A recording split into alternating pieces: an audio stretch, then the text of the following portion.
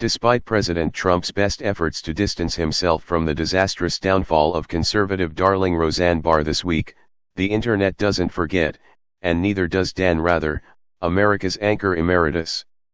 Rather than wasting one of his blistering Facebook posts on this pitiful topic, Rather accomplished the same thing with a one-line tweet that linked Roseanne's meltdown with Trump's incessant, year-long public shaming of his own attorney general. When Roseanne's 90s TV show relaunched earlier this year, much was made of the unapologetically pro-Trump positions that both comedian and her working-class character held.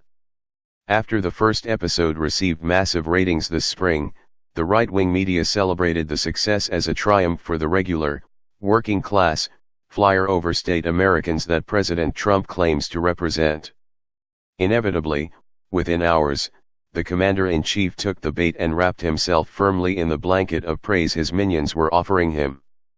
First, at an event in Ohio shortly after the episode aired, he touted the high ratings the show received as if he had something to do with it.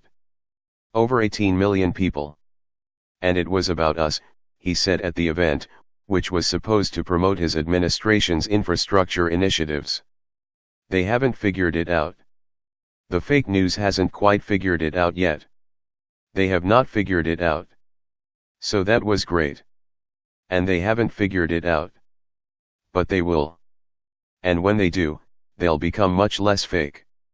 That's not all. News soon leaked that the president took time out of his busy golf schedule to call the comedian directly and congratulate her on the show's ratings. "He's just happy for me," Roseanne said of the call. "I've known him for many years and he's done a lot of nice things for me. It was just a friendly conversation about work and television and ratings. He really understands ratings and how they measure things." Now that Roseanne has proven herself to be more aligned with the racist, xenophobic, anti-Semitic core of Trump's base, rather than the average, working-class voters who voted for Trump out of frustration that her character on the show is supposed to represent, the president has tried to keep his distance. Dan Rather's tweet is a subtle but powerful reminder that the old saying is true, "Show me who your friends are, and I'll show you who you are."